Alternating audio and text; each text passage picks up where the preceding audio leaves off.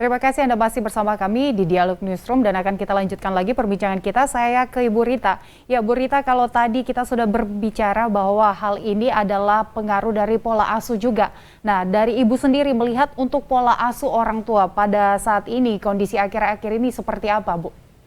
Ya, sebenarnya kalau kita bicara anak remaja, dia berbeda dengan anak-anak yang dulu hanya bisa disuruh ini tanpa didengarkan pendapatnya. Sementara ketika remaja dia sangat membutuhkan aktualisasi diri, ekspresi diri, didengarkan pendapatnya. Ini menjadi bagian dari keterterimaan mereka di dalam rumah. Nah, sayangnya keterterimaan di dalam rumah ini seringkali harus dilihat dari prestasi, nurut atau tidak gitu ya. Padahal sebenarnya setiap orang itu sangat membutuhkan respek atau penghargaan.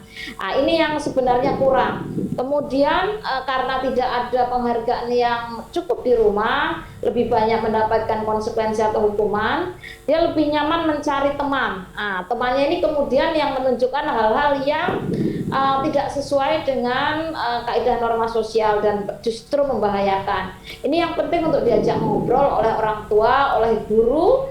Guru ini juga penting untuk mengajarkan, tidak hanya membentuk satgas bagaimana yang tadi disampaikan, tetapi bagaimana kemudian aktivitas positif yang bisa dilakukan, alternatifnya apa. Kemudian kita juga bisa memberikan gambaran apa yang diberikan tantangan oleh teman.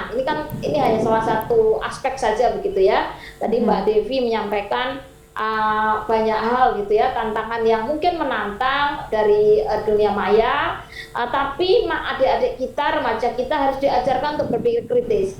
Ini benar apa enggak? Ini sesuai dengan kaidah norma sosial apa enggak gitu. Ketika itu tidak logis, maka mereka punya hak untuk berasertif dan menolak. Ini yang menurut saya penting untuk diajarkan gitu ya. Jadi menjadi remaja untuk diterima di kelompok itu harus seperti apa gitu. Ini bagian yang seringkali absen di dalam rumah komunikasinya. Nah, ini yang kemudian perlu kita dorong gitu. Sekaligus juga di sekolah menurut hemat saya penting untuk diajarkan apa alternatif yang positif, apa yang membahayakan, bagaimana logika itu tetap harus berjalan gitu ya, dibandingkan dengan rasa nggak enak, rasa penasaran yang tidak logis tadi dan justru membahayakan diri. Baik, kurangnya rasa dipuji, pengakuan dari dalam rumah sehingga mereka mencari dari luar atau dari kelompok-kelompok mereka.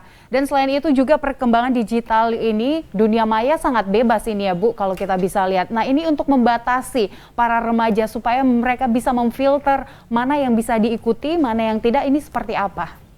Ya, menurut saya literasi digital penting untuk disampaikan kepada remaja-remaja kita. Karena itu kan mereka native digital gitu ya, nggak bisa juga dipisahkan begitu saja dari media sosial dan paparan dunia maya lainnya.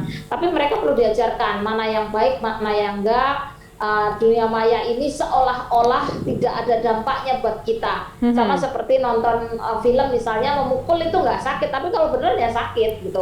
Challenge seperti menabrakkan diri itu banyak kemungkinannya gitu kan. Kalau yang dilihat mungkin selamat, tidak apa-apa. Tapi kalau yang dilihat kemudian kalau dipikir logis kan potensi untuk mengalami luka, sakit hingga meninggal itu sangat besar. Baik, itu Bu Rita. maksud saya logika yang harus dipakai gitu. Jadi, saya ke Mbak Devi.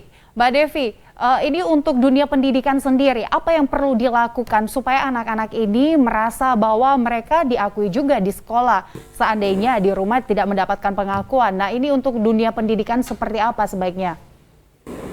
Ya, kita tahu Mas Menteri sudah punya program yang namanya Merdeka Belajar.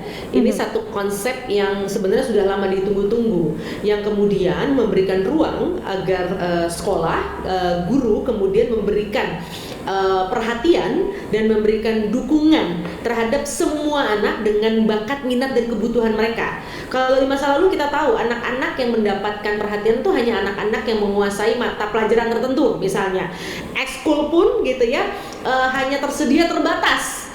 Nah, kalau sekarang dengan Merdeka Belajar, namanya sudah merdeka gitu, sekolah sebenarnya diberikan kesempatan untuk membaca apa yang sebenarnya dibutuhkan oleh anak-anak tersebut. Sehingga intinya adalah apa? Anak-anak ini kan energinya berlebih. Mereka harus tanda kutip dibuat sibuk, dibuat lelah dengan sesuatu yang memang menjadi bakat dan minat mereka, sehingga potensi mereka untuk terganggu dan kemudian berbelok hal-hal yang tidak positif dan tidak produktif itu akan jauh relatif lebih kecil. Baik. Ya, baik Mbak Devi Rahmawati, pengamat sosial, dan Ibu Rita Pradawati, Wakil Ketua KPAI. Terima kasih sudah bergabung dan berdiskusi bersama kami di Dialog Newsroom.